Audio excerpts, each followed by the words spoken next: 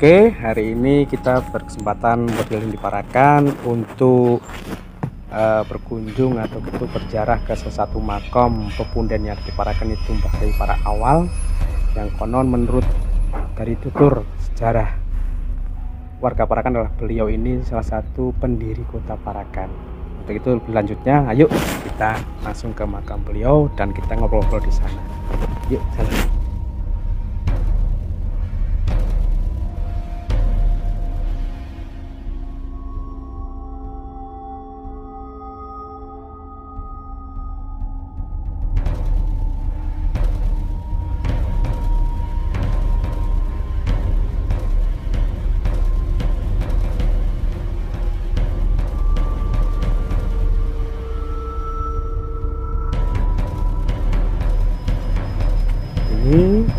Kita sudah sampai di makam beliau. Inilah makam beliau, makam Simbah Kyai Para Awal. Kita nanti masuk ke dalam dan kita nanti ngobrol-ngobrol di dalam lebih adem dan lebih sejuk tentunya, karena konon namanya makam wali itu adalah makam tempat yang sejuk, paling enak untuk beristirahat, untuk bertafakur kepada Allah Subhanahu wa taala. Yuk, mari.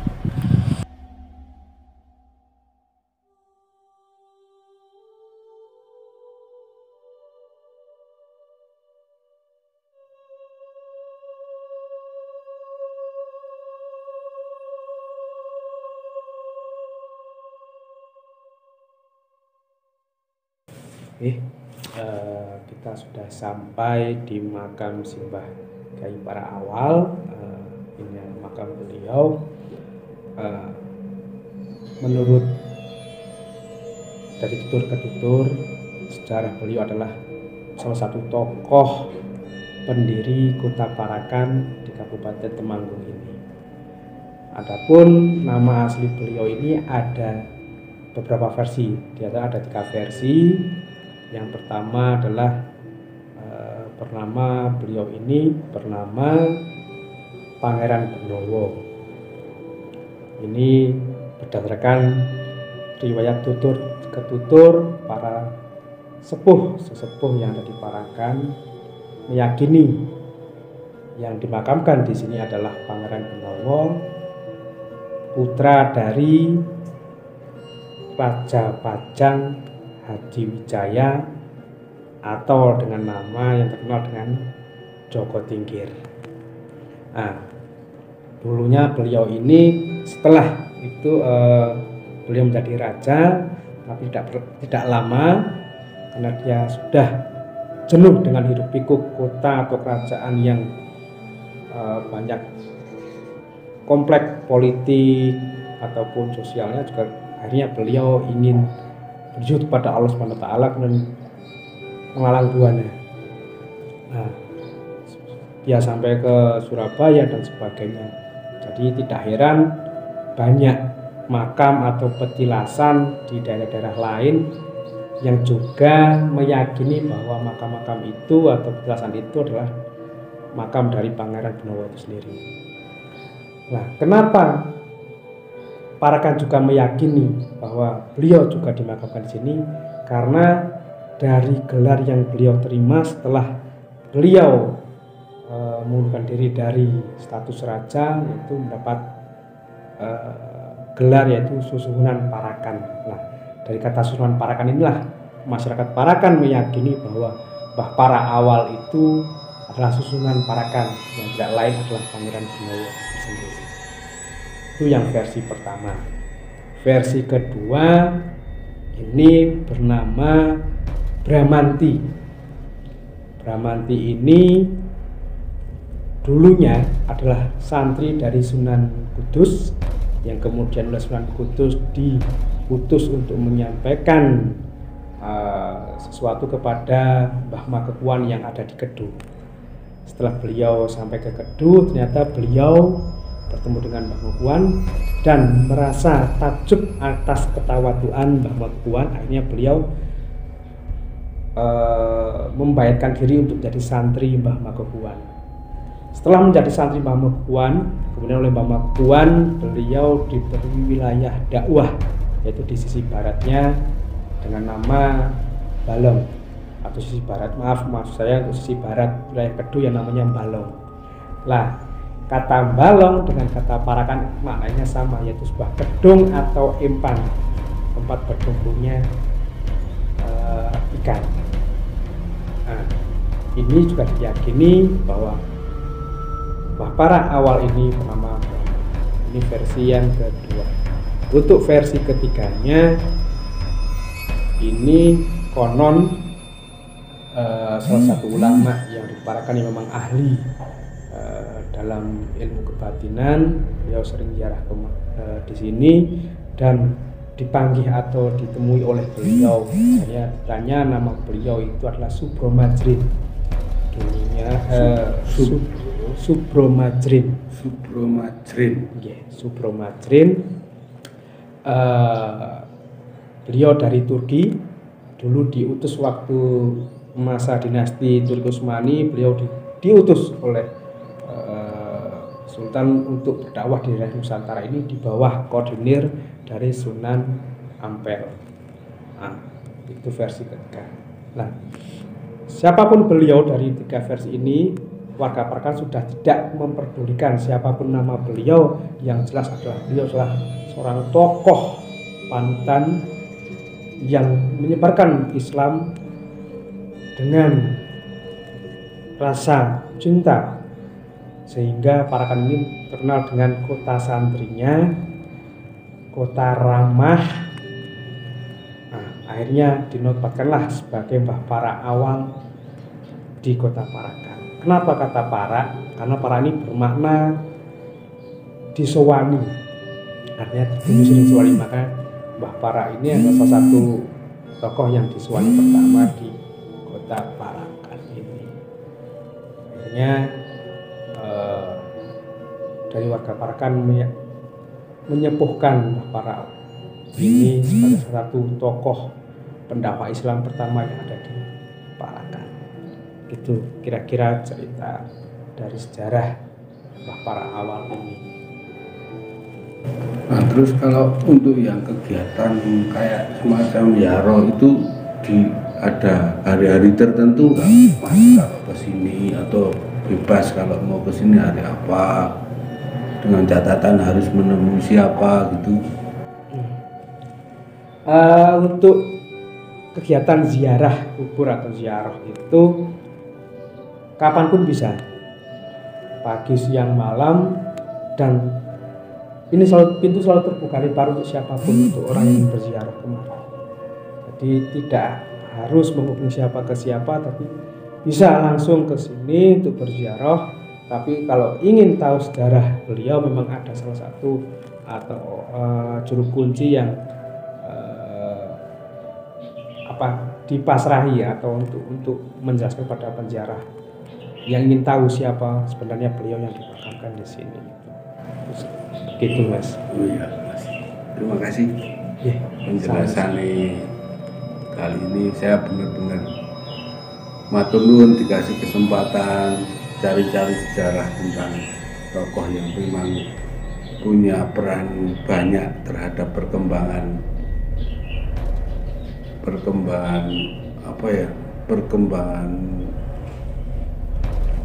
kayak peradaban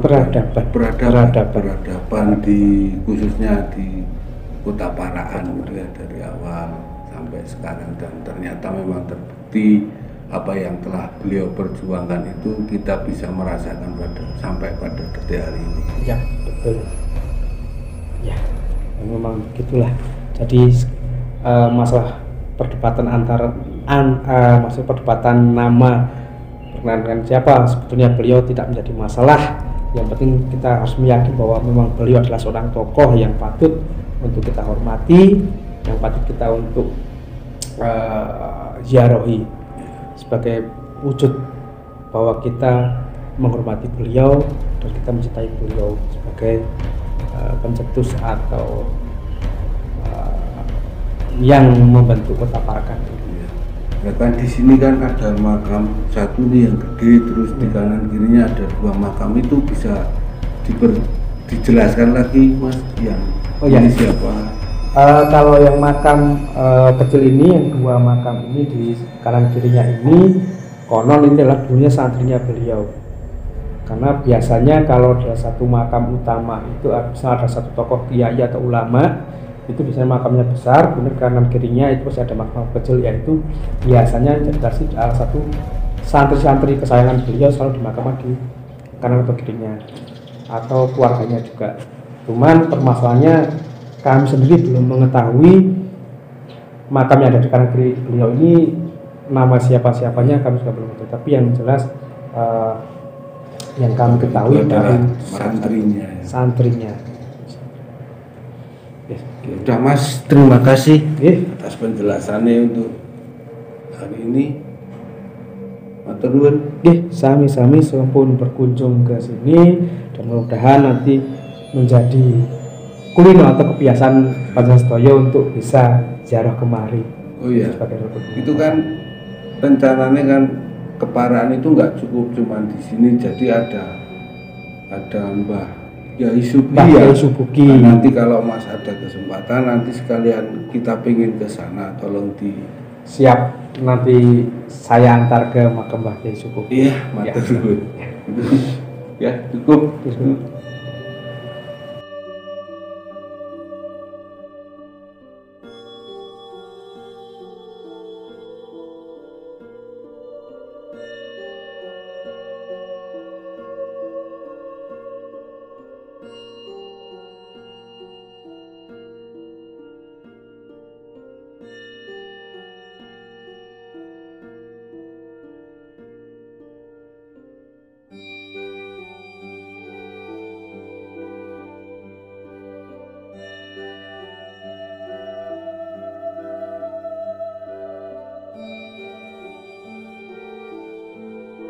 Oke, alhamdulillah kita bertemu kembali. Sekarang kita ingin mengunjungi atau ziarah ke makam Kiai Haji Subuki, salah satu pahlawan nasional dengan julukan Jenderal Bambu Runcing. Nah, beliau dimakamkan di sini di salah satu pemakaman umum yang ada di Parakan, namanya Pemakaman Umum Sekuncen. Ayo, sekarang kita masuk ke makam beliau. Mari.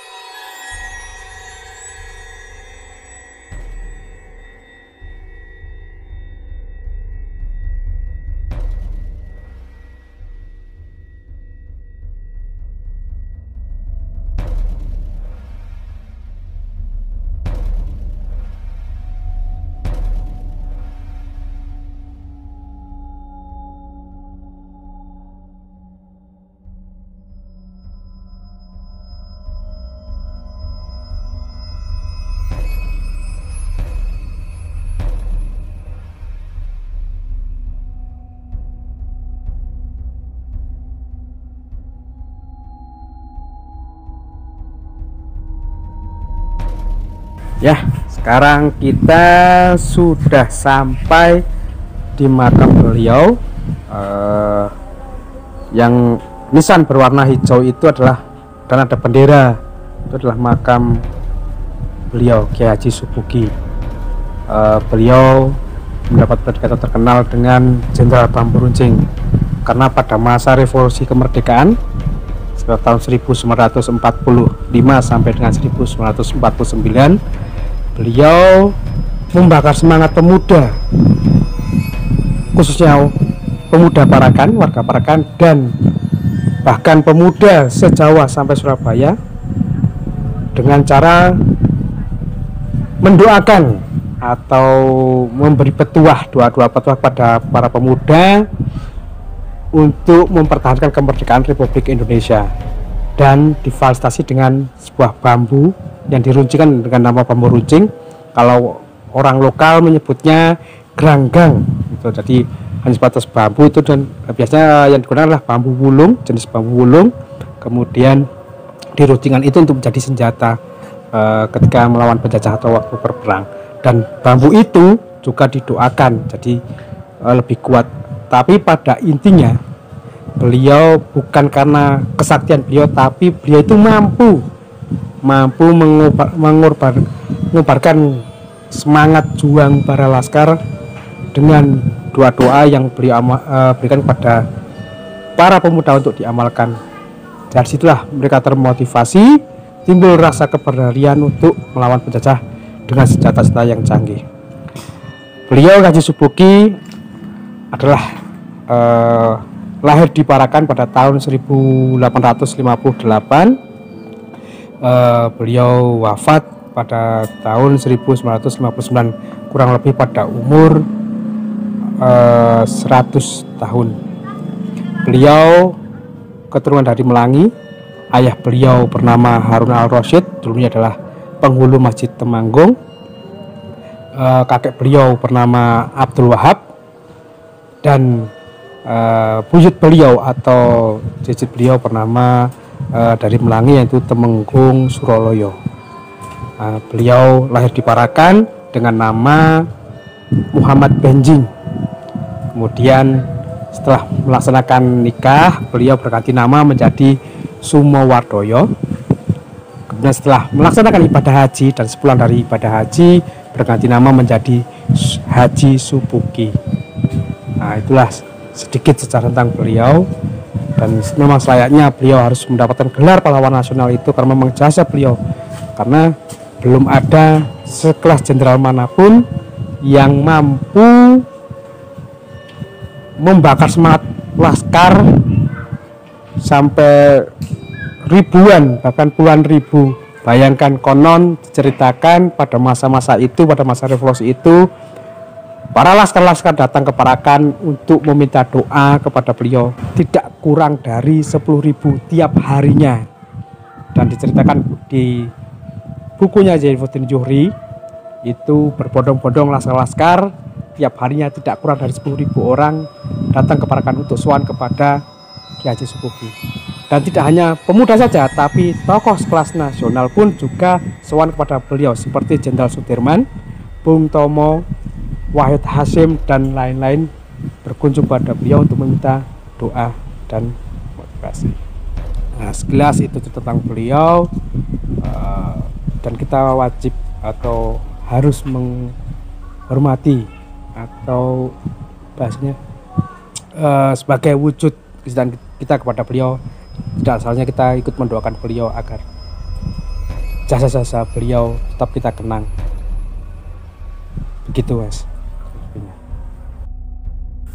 Mas Indra, sekarang kita sudah sampai di pemakaman Adipati Bupati pertama Kadipaten Menoreh yang bernama Adipati Arya Sumodilogo. Tepatnya di Desa Krasak, Kecamatan Bulu. Nanti kita ke makamnya, kita ngobrol di sana langsung. Yuk, monggo Mas Indra.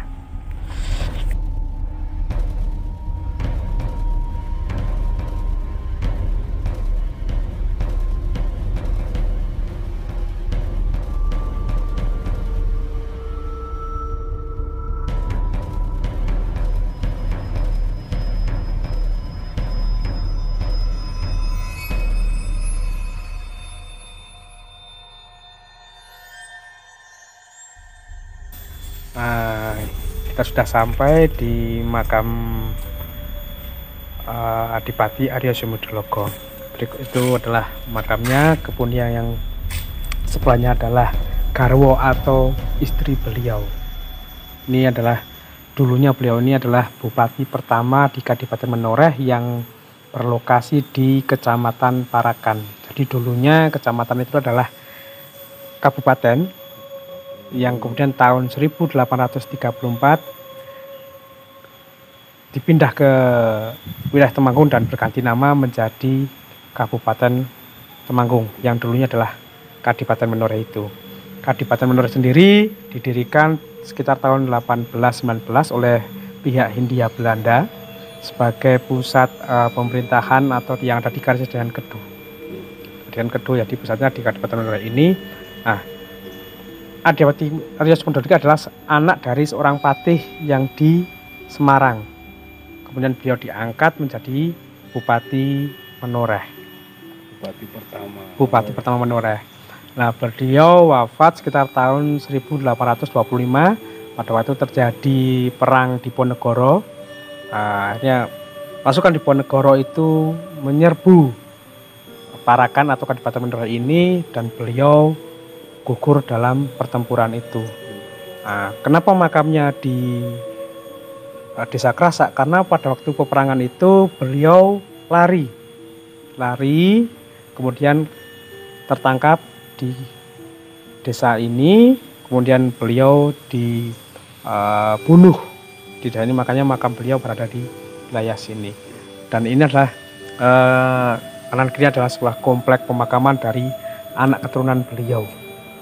Jadi termasuk juga ada makam Bupati kedua Kabupaten Temanggung, putra beliau yang bernama Arya Holan Sumodilogo, itu ada di bawah makam ini, itu juga dimakamkan di sini beserta istri beliau juga. Arya Sumodilogo ini sebenarnya saya ingin memberitahu ini untuk meluruskan sejarah. Jadi artinya meluruskan pemahaman orang. Orang banyak berkeyakinan bahwa beliau adalah seorang pengkhianat bangsa karena beliau membela pihak Belanda. Tapi perlu kita ingat pada masa itu belum adanya yang namanya Indonesia. Jadi negara Nusantara itu, maksudnya Nusantara itu masih dibagi oleh negara-negara atau kerajaan-kerajaan. Nah, beliau itu di bawah pemerintahan Hindia Belanda. Artinya belum tentu beliau adalah seorang pengkhianat karena pada waktu masa ya sama halnya dengan negara sekarang yang banyak politik itu tidak mengenal itu tidak mengenal yang itu. Tapi masa sekarang berkeyakinan bahwa beliau adalah seorang pengkhianat, sebetulnya tidak. Kita tidak tahu pada masa itu beliau di pihak benar atau buruk kita belum tahu, tapi sejarah menyebutkan pada masa kepemimpinan beliau di Parakan rakyat hidup makmur juga, artinya beliau memperhatikan rakyatnya. Entah dia mau beralih ke Belanda atau ke mana, sekali lagi saya kembalikan bahwa pada masa itu belum ada yang namanya Indonesia. Kenapa beliau berperang dengan pasukan Diponegoro atau berperang dengan Pangeran Diponegoro? Ini juga tidak lain adalah masalah politik juga kan pada waktu itu. Banyak, tidak hanya permasalahan cuma untuk karena beliau membela Belanda kemudian diserang oleh Pangeran Diponegoro, tidak. Masih banyak kalau kita baca-baca buku sejarah, polemik terjadinya Bapak Diponegoro itu tidak hanya sekedar cuma itu, tapi masih ada hal-hal yang lain yang menjadi pemicu peperangan itu. Gitu Mas Lenta. Untuk banget nih bisa ada kesempatan untuk berkunjung ke Bapak Bupati Menoreh yang pertama, Bapak Aryo Sumodilogo. Ya. Terima kasih. Mungkin ada yang bisa diceritakan dari selain Bupati Menoreh ini Pak, di kompleks ini? Ada, ya tadi saya sebutkan juga itu ada putra beliau yang menjadi Bupati kedua Kabupaten Temanggung. Ya, namanya Aryo Hulan Sumodilogo. Ya, nanti kita bisa ke bawahnya. Saya melihat kunjung yuk kita lihat.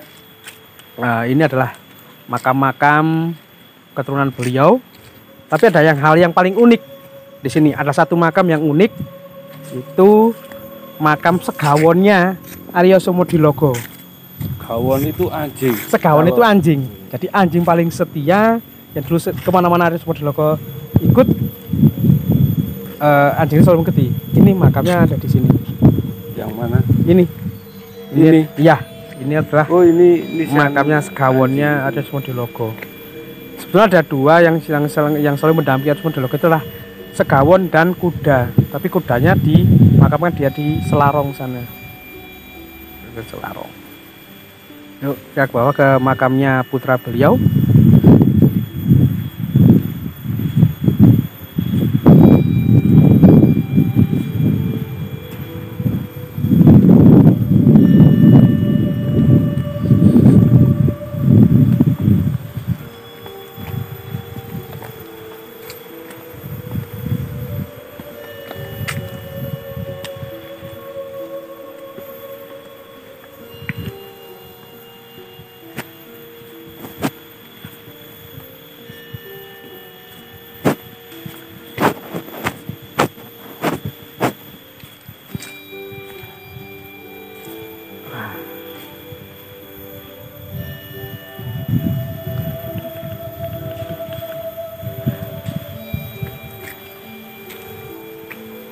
Nah,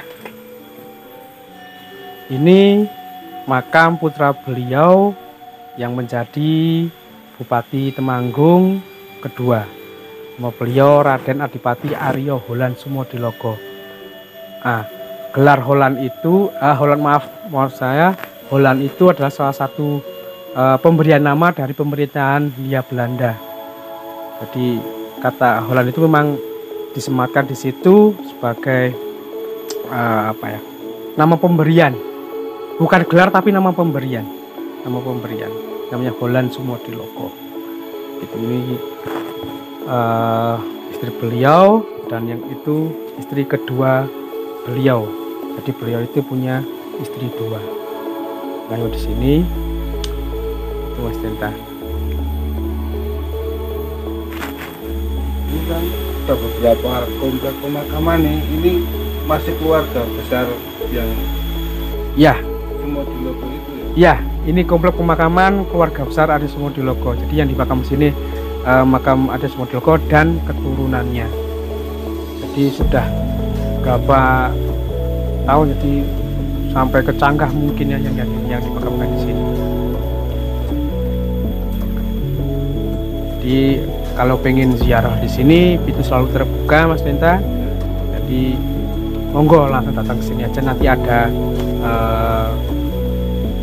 petugas kebersihan yang kalau misal mau masuk bisa kula nuwun wajib. Ya. Terima kasih Mas Didis atas informasinya. Ya. Mungkin ke depan harapan kita semua bahwa nanti sedikit demi sedikit. Kalau yang namanya makam-makam itu enggak identik dengan yang sesuatu yang harus menyeramkan. Iya. Ternyata tidak semacam itu ya, berarti kan Betul. masih banyak. Kalau kita memang benar-benar mau menggali sesuatu itu harus, kita tujuannya apa, kita Iya. mau mencari yang apa. Ternyata Iya. dari sebuah kita berkunjung ke beberapa pemakaman itu ternyata banyak sekali sejarah Iya. yang mengikat suatu daerah itu, dari kulturnya, pemimpinnya, sampai apa yang melingkupi masyarakat sekitar itu bisa diambil. Iya, betul. Seperti kata Bung Karno, jas merah, jangan lupakan sejarah. Dari makam itu kita menemukan sejarah untuk membangun masa depan, Mas Lintang. Terima kasih, Mas. Ya, ya, ya. Ya.